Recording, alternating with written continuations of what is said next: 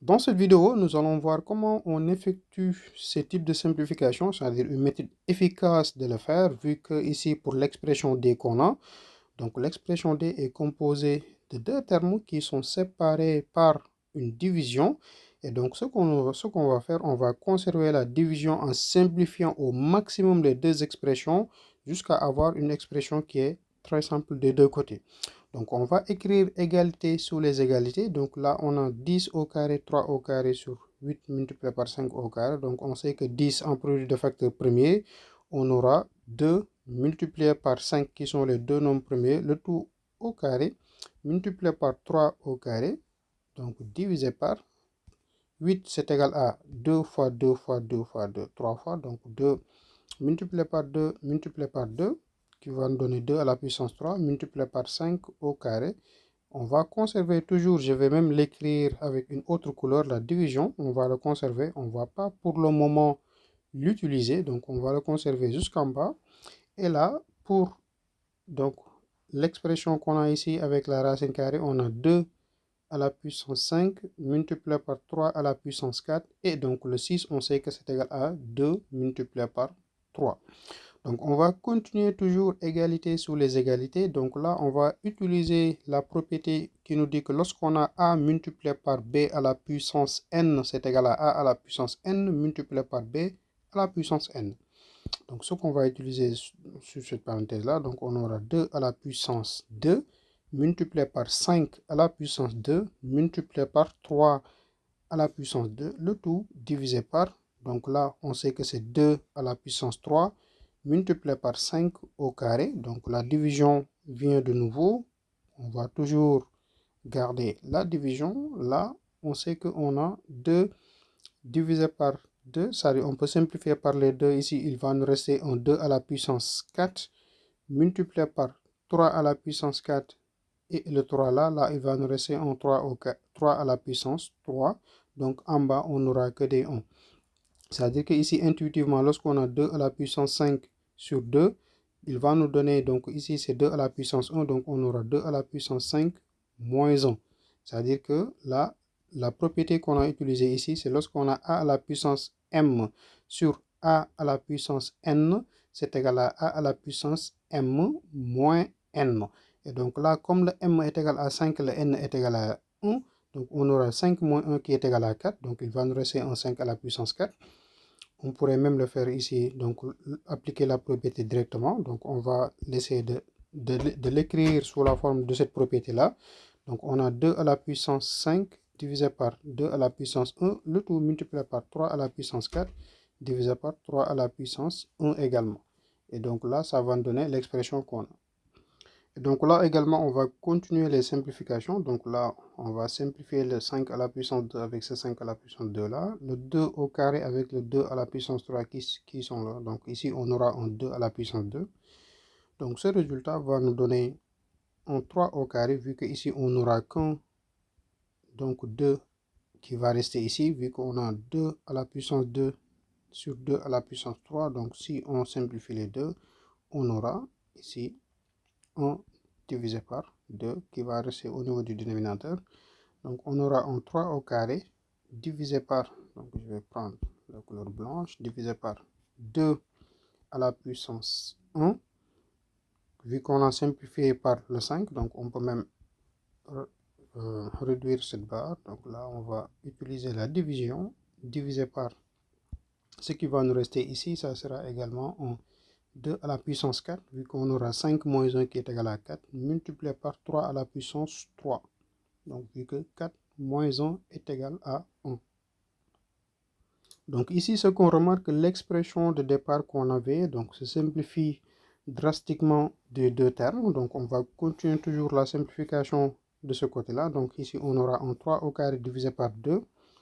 Le tout, donc divisé par, on va toujours conserver la division, donc qui sépare les deux termes. La racine carrée de a fois b, donc lorsqu'on a la racine carrée, donc la racine carrée de a multiplié par b, on sait que c'est égal à la racine de a multiplié par la racine de b. Donc c'est ce qu'on va utiliser ici. Donc là, on aura la racine de 2 à la puissance 4 multiplié par la racine de 3 à la puissance 3. Et donc, comme 4 est un nombre, donc est un multiple de 2. Donc là, on aura la racine de 2 à la puissance 4, ça va nous donner un 2 au carré uniquement.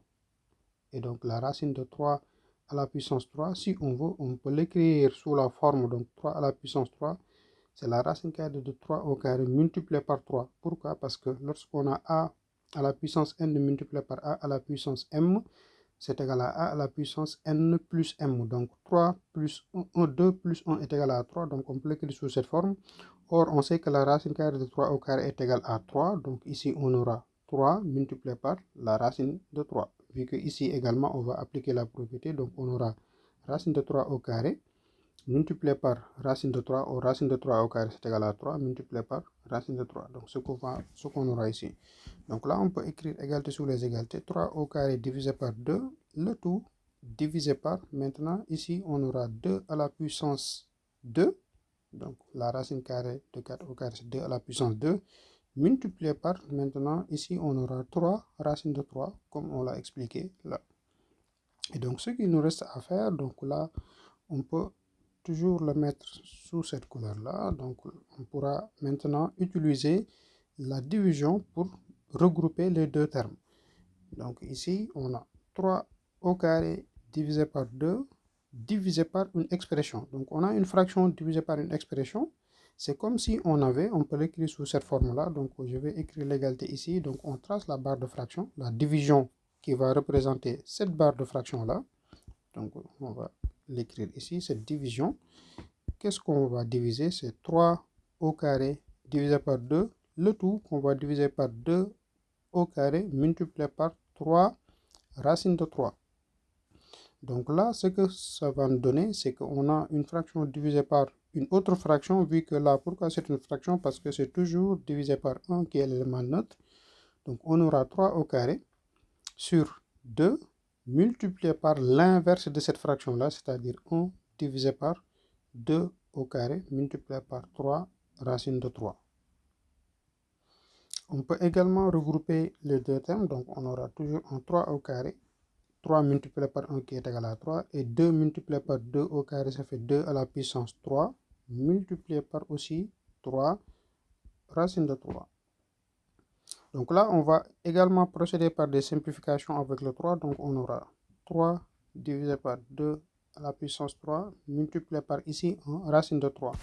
Donc c'est comme si on avait 3 divisé par 2 à la puissance 3, le tout multiplié par 1 sur racine de 3. Et pour écrire, donc pour ne pas avoir la racine carrée au niveau du dénominateur, ce qu'on va faire, on va faire ce qu'on appelle le rendre rationnel cette expression. Donc on va multiplier 1 sur racine de 3, qu'on va multiplier au numérateur et au dénominateur par la racine carrée de 3. Donc ce que ça va nous donner ici, ça sera 3 multiplié par 1 multiplié par racine de 3, ça fait 3 racine de 3. Le tout divisé par 2 à la puissance 3 multiplié par racine de 3 fois racine de 3, c'est égal à racine de 3 au carré qui est égal à 3. Et là, on va également simplifier les 3. Donc ici, on aura la racine carrée de 3 divisé par 2 à la puissance 3. Et si on veut l'écrire sans donc cette barre de fraction là, ça veut dire que l'expression d qu'on a finalement, ce n'est rien d'autre que racine de 3 multiplié par 2 à la puissance moins 3. Donc c'est ce qu'on devrait trouver pour cette expression d là.